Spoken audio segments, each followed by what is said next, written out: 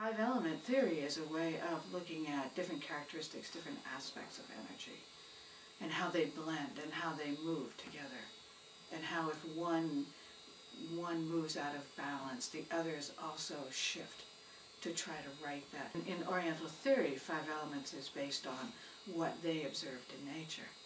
And the elements that they observed were wood, fire, earth, metal, and water, and the interactions of all of those in the world around them.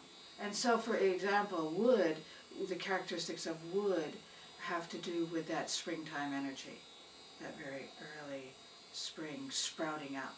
It's an uprising kind of energy. It's a creative kind of energy, plants coming up through the soil. And so as it manifests in us, that's the aspect of us that's creative, that has ideas, that's the adventurer, that pioneering spirit of us that wants to take something and run, explore. Each element has a color, has a sound, has an emotion, has an organ system, has a spiritual aspect, has an emotional aspect. And each of those aspects are part of us. And so we can look at balance and imbalance based on where are we in any given moment in each of those elements. Are we deficient? Are we excess? Is there a strength? Is there a weakness?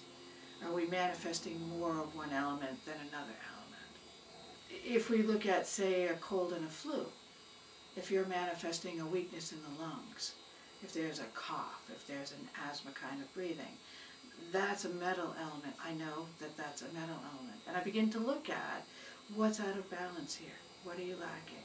What are you expressing? Using the five elements presents us with pictures, energetic pictures. I can look at you, we can talk, and we can talk about what your symptoms, what your experience in life, and we can place each of those aspects of you on this map. You can transfer this theory to any aspect of life, internal or external. And you can map out. You can take any instance in life and map it out and see where the elements are imbalanced. And the extension of that is to be able to look at that map and then begin to see, well, where could we bring things back into balance? What's the kind of actions we can take? If we're talking about an illness, what the kind of foods or the kind of herbs or the kind of homeopathic remedies, they all fit within the mapping, within that mapping process. To teach them, first off, how to do the mapping for themselves. We call it exploring the inner garden, because in the way that I create the mapping is in the sense of a garden. It gives me a format to access and assess what's happening in any moment in my inner world. And especially in my inner world as it relates to what's happening in my outer world. Okay, in this moment, say I'm feeling angry and irritated. Okay, something's triggering my wood element, because wood is about anger and irritability sometimes when it's out of balance. What do I need from all of these other elements? Do I need, say, the lightness and the joy and the compassion of fire? Do I need to call on that to help calm me down on this situation? Do I need, say, the introspection of the water element to help me access what's going on? It's all about movement. It's all about wanting to move yourself from point A to point B. To understand the dynamic of energy, for me, in this format, is very empowering. That's what I want to share with other people, is the empowering nature of the work, the empowering nature that five-element theory, that working with five elements, can bring to you. And you can learn to use it just like quickly. The workshop which I teach is called Exploring Your Inner Garden.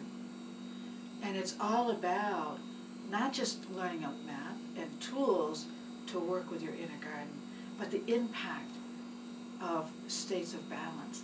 If we're in balance, how does that impact the world around us? If we're out of balance in any moment, how does that impact? If I'm cranky, does it just affect me? Does it just affect you? Or am I sending out an energetic dynamic? It's really important, I think, at this time. in history, to begin to think about what is our impact. There's an aspect of the theory that very much focuses on helping individuals get to the core of who they really are. What is your true nature? What did you really come to the planet to manifest? That's really what the work is about. Helping each one of us access our true destiny. What is it that we really came here to do? Because we didn't really come here to bang our heads on the wall. We didn't really. And at this point on the planet, it's very important that as many people as we can, we help come to awareness of what's their true destiny. I can't tell you what your true destiny is, but I can teach you some tools that if you choose to explore that on your own, will be very helpful.